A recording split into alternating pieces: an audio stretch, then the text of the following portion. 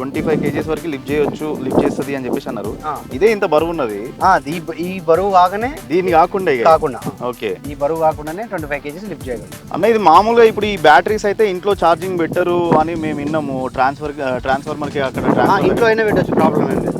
కాకపోతే కొంచెం లోడ్ ఎక్కువ తీసుకుంటుంది, కొంచెం బిల్ ఎక్కువ అవుతుంది, కానీ ఇంట్లో అయినా పెట్టుకోవచ్చు. బిల్ ఎక్కువ వస్తుంది. ట్రాన్స్ఫార్మర్ దగ్గర అయితే మనకు ట్రాన్స్ఫార్మర్ అడుతుంటుంది కదా, అటు దగ్గర కొంచెం స్పీడ్ ఎక్కుతుంది, మనకు ఎక్కడ ఇబ్బంది లేకుండా మేము ఎక్కువ వరకు కానీ ట్రాన్స్ఫార్మర్ దగ్గరనే ఛార్జింగ్ పెట్టేసి ఓకే, తొందరగా అయిపోతుంది. ఇవి ఒకవేళ ఈ బ్యాటరీస్ ప్రాబ్లం వస్తే కనుక మళ్ళీ రిపేర్కి ఏమన్నా పట్టుకోపోతారా? కొత్త బ్యాటరీస్ కొనాల్సిందేనా ఎట్లా? అంటే ఇప్పుడు మాకు ఇది డ్రోన్ ఇచ్చిన వాళ్ళు విఘ్నేశ్వర డ్రోన్స్ అని ఇంతకుముందు నల్గొండలో ఉండే. ఓకే, వాళ్ళు మాకు అందుబాటులో దగ్గరలో కల్వకుర్తిలో పెట్టారు. నల్గొండ పోవాలంటే మాకు 120 కిలోమీటర్ వస్తుంది. అవును.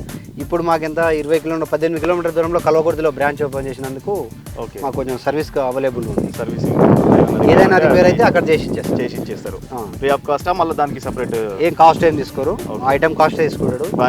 ఇవి ఏమన్నా ఉంటాయి వారంటీ కింద. ఈ వారంటీ వచ్చేది ఏముండదు దీనిలో, పోయిందంటే పీస్ టు పీస్ వేయించుకోవడం. ఓకే, ఎంత తీసుకుంటారు ఒక బ్యాటరీ మామూలుగా? ఇప్పుడు దీనికి ఎంత బ్యాటరీ వచ్చేసి నేను ఫస్ట్లో తీసుకున్నప్పుడు 50,000 ఉండేది, ఇప్పుడు 30,000 అయిపోయింది. తగ్గింది అంటే 2 పీసులు కలిపాను 30,000.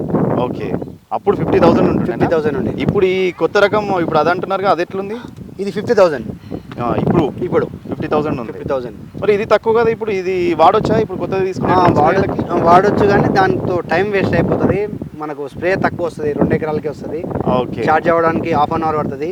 ఇది ఇంకో 3 ఎకరాలకు స్ప్రే చేయొచ్చు అట్లా. ఓకే, సో ఇప్పుడు అన్న ఒకసారి డ్రోన్ స్ప్రేయర్ కి బ్యాటరీ ఎలా ఫిక్స్ చేస్తున్నా అనేది మనకు చూపిస్తున్నాడు.